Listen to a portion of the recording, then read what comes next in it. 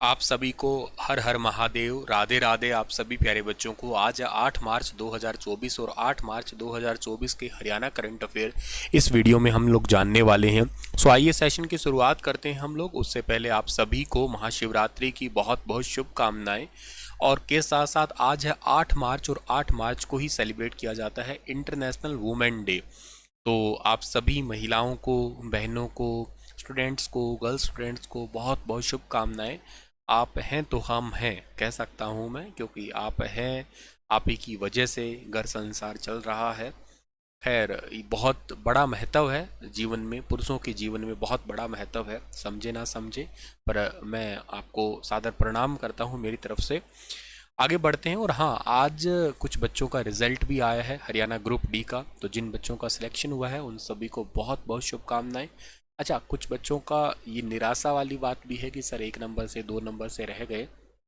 देखो, ऐसा होता है जब आप मैदान में ना लड़ने के लिए जाते हो या किसी खेल में आप खेलने के लिए जाते हो, तो ये तो तय ही है, एक जीतेगा और एक हारेगा, है ना, ये तो कंफर्म है, एक जीतेगा और एक हारेगा। तो आप सोच के चलिएगा, कोई बात नहीं है, इस बार आप लोगों का समय ठीक नहीं था, अगली बार कुछ अच्छा और आ जाएगा, कोई इशू नहीं है।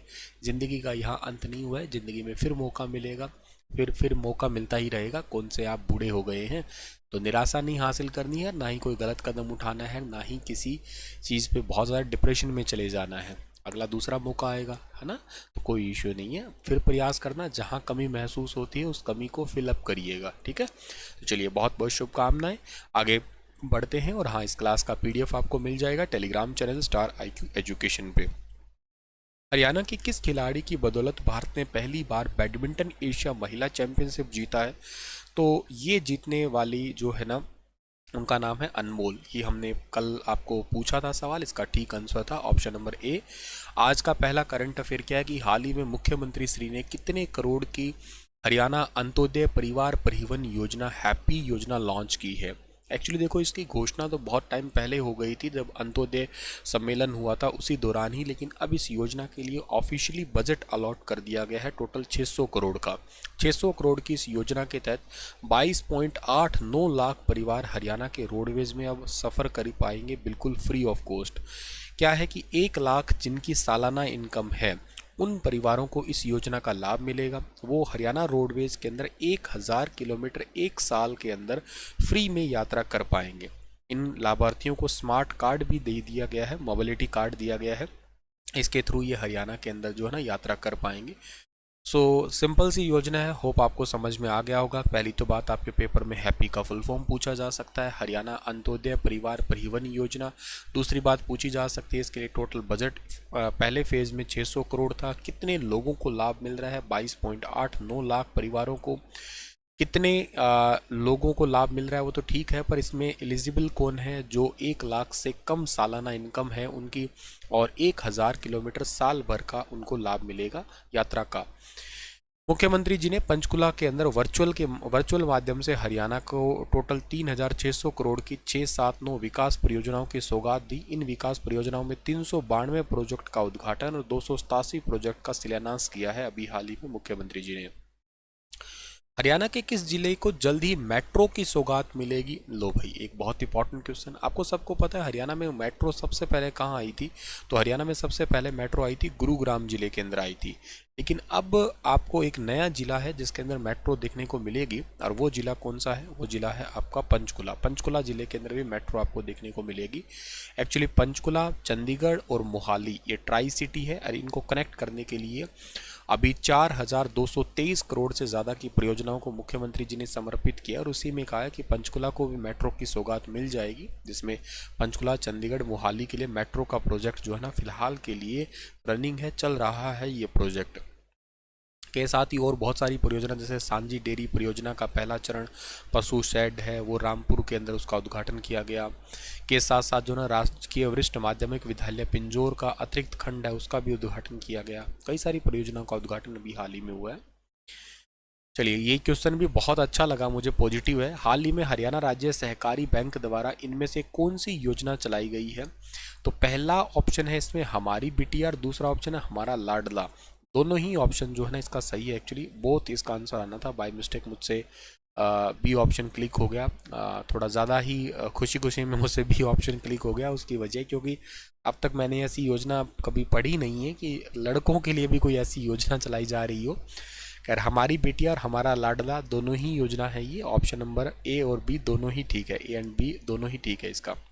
अच्छा, अब क्या है सर इस योजना का मतलब, वो बताते हैं। हरियाणा राज्य सहकारी बैंक के थ्रू जो है ना 18 साल तक के उम्र के जो लड़के और लड़कियां हैं, इन दोनों को ही ये योजना दी गई है। इसमें क्या होगा कि एफडी और आरडी जो है ना वो जमा करवा सकेंगे और 7.25% पर जो ना त्रिमासिक चक्रवर्ती ब्याज मिलेगा। मतलब तीन तीन महीनों का जो ब्याज है उसके ऊपर फिर ब्याज के ऊपर ब्याज मिलेगा, उसको कहते हैं चक्रवर्ती ब्याज हम लोग।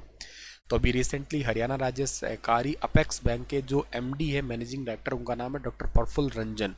उन्होंने जो ना हमारी बेटिया डिपॉजिट स्कीम के तहत नाबालिग बालिका 18 साल तक की है, उनके अभिभावक जो है ना इसमें एफडी करवा सकेंगे और खाता खुलवा के पैसे जमा करा सकेंगे। और दूसरी योजना भी कुछ ऐसी है, हमारा लाडला, इसमें डिपॉजिट करवा सकेंगे 18 साल तक का जब लड़का होता है तब तक के लिए, और उसको 7.10% का त्रैमासिक चक्रवर्ती ब्याज जो है ना दिया जाएगा।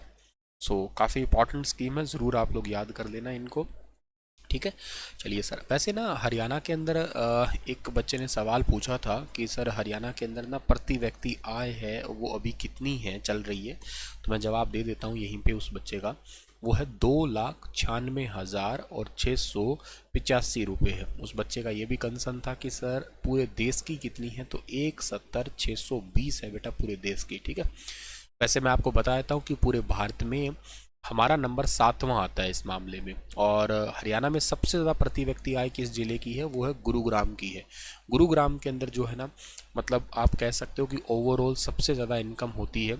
सबसे कम की बात करते हो ना हरियाणा के अंदर, तो वो है नूंह जिले के अंदर। है तो दोनों आसपास ही, लेकिन फिर भी बहुत ज़्यादा डिफरेंस है। अच्छा, भारत में सबसे ज़्यादा प्रति व्यक्ति आय किस राज्य की है, तो वो राज्य की है सिक्किम की है। ठीक है ना, सिक्किम की है, याद रखना। सिक्किम के 4,72,000 से ज़्यादा है, 500 कुछ होगी एग्जैक्ट, शायद 43 हो। 4,72,000 आप ऐसा आंकड़ा याद कर लेना। के साथ साथ सबसे कम अगर आपसे पूछ लिया जाए तो आप याद कर लेना बिहार की सबसे कम है। ठीक है। अच्छा, कुछ और फैक्ट बताता हूँ आपको मैं।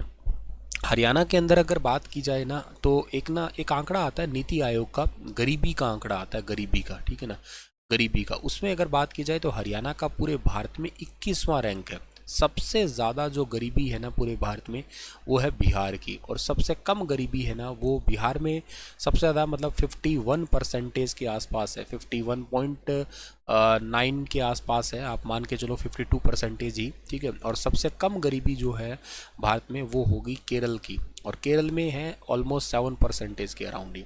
हरियाणा में कितने परसेंटेज गरीबी है, देखो हरियाणा का नंबर तो 21वां है, लेकिन लगभग 12.88% जो है ना गरीबी है। ये ध्यान रखना, नॉर्मल गरीबी की बात की जा रही है। एक ना मल्टी डायमेंशनल होता है, उसके अंदर हरियाणा के परसेंटेज लगभग 5.30% है मल्टी डायमेंशनल के अंदर। ठीक है, और इसके साथ साथ जो है ना अगर बात करते हैं साक्षरता दर की, तो साक्षरता दर का आंकड़ा काफ़ी पुराना है क्योंकि 2011 का ही है, लेकिन फिर भी पूरे भारत की साक्षरता दर कितनी है, 73% है। हरियाणा की अगर अभी नए आंकड़ों के अनुसार भी अगर कंपेयर करें ना, तो लगभग 75% के आसपास है, 75.60% है। देश में 15 नंबर पे आता है।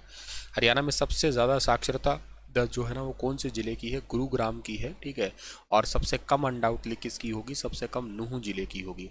और पूरे भारत में सबसे अच्छा जो साक्षरता के मामले में राज्य आता है वो कौन सा आता है, केरल आता है। और सबसे खराब इसमें कौन सा आता है, सबसे खराब इसमें बिहार राज्य आता है। ठीक है। अच्छा, इसके बाद जो है ना आपसे दो तीन चीज़ें और भी एग्जाम पूछ सकता है। जैसे हरियाणा के अंदर जो है ना अगर आप करते हो शिशु मृत्यु दर की बात करते हो, चाइल्ड मोर्टेलिटी की बात करते हो, तो पूरे देश के अंदर 28 है ये। हरियाणा के अंदर भी 28 ही है। सबसे जो बेहतर राज्य इस मामले में वो केरल है, सबसे खराब इस मामले में एमपी है। ये भी याद कर लेना आप लोग। ठीक है।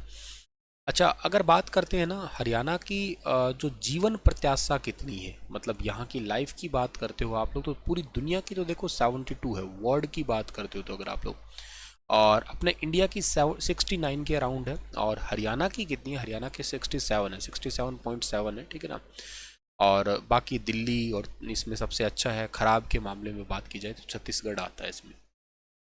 चलो अगला सवाल जो आता है कि 38वां आहार अंतर्राष्ट्रीय खाद्य तथा आतिथ्य मेला 2024 नई दिल्ली के प्रगति मैदान में 8 मार्च यानी कि आज ही से स्टार्ट हो रहा है। इस मेले में किस राज्य के खाद्य उत्पादों की स्टॉल की सबसे ज़्यादा अधिकता रहेगी? तो ये अपने हरियाणा राज्य की ही रहेगी। 11 मार्च तक ये चलने वाला होगा दिल्ली के प्रगति मैदान के अंदर। इसमें सबसे ज़्यादा स्टॉल जो है ना हरियाणा की होगी। हरियाणा की ओर से इसमें चावल है, दूध है, सोया, मशरूम से बने अलग अलग उत्पाद है, पैकेजिंग मटेरियल है और बहुत सारे खाद्य उपकरण हैं। उनके टोटल 14 स्टॉल जो है ना हरियाणा के अंदर लगाई जाएगी। सो ये सिंपल आप लोगों को याद रख लेना है। आसान सा सवाल है, कोई ज़्यादा मुश्किल वाली बात नहीं है, ठीक है। अच्छा, इसके साथ साथ मैं एक आपको गुरुग्राम की बात अब कर रहा था ना, गुरुग्राम का एक क्वेश्चन मुझे और याद आ रहा है। गुरुग्राम पूरे जिले के ब्रांड एम्बेसडर कौन है? उनका नाम है शेखर गुरेरा, ठीक है ना, शेखर गुरेरा, ठीक है ना। ये स्वास्थ्य अभियान के ब्रांड एम्बेसडर है इस जिले के, ठीक है। चलिए आगे बढ़ते हैं। हरियाणा में किन के लिए समर्थ वृद्ध सेवा आश्रम योजना स्टार्ट की गई है? तो ये बुजुर्गों के लिए स्टार्ट की गई है। मुख्यमंत्री मनोहर लाल जी ने इस योजना का उद्देश्य है कि वरिष्ठ जो नागरिक है उनको उचित सुविधा देना, उनके जीवन की गुणवत्ता में सुधार करना। ये 6 स्थानों पर स्टार्टिंग में स्टार्ट की जा रही है। एक जगाधरी है यमुनानगर में, सोनीपत, हिसार, बहादुरगढ़, झज्जर, सिरसा और गुरुग्राम में समर्थ वृद्धाश्रम सेवा आश्रम खोले गए हैं। बुजुर्गों को इस योजना से बहुत बड़ा सहारा मिलेगा, मतलब जिनका कोई है ही नहीं उन लोगों के लिए ये योजना बहुत ज़्यादा कारगर साबित होगी। बाकी आजकल तो ज़माना ऐसा आ गया कि जिनके होते हुए भी वृद्धाश्रम में माँ बाप को भेज रहे हैं। खैर ऐसा नहीं करना चाहिए, ठीक है। चलो आज का सेशन इतना ही है। और हाँ, किसी बच्चे को एनटीटी के रिगार्डिंग पूछना है तो आप मुझे व्हाट्सएप पे मैसेज कर देना। अभी रिसेंटली हमारे स्टूडेंट बाल वाटिका में फाइनल सिलेक्शन हुआ है केवीएस के अंदर, तो आप बिल्कुल निश्चित होके मुझसे इसके बारे में पूछ सकते हैं, कोर्सेज़ के बारे में पूछ सकते हैं, कंप्लीट इन्फॉर्मेशन, कोई दिक्कत वाली बात नहीं, ठीक है। चलिए राधे राधे। और कोई भी प्रकार का कन्फ्यूज़न है वो भी आप लोग शेयर कर सकते हैं मेरे साथ में। राधे राधे जी।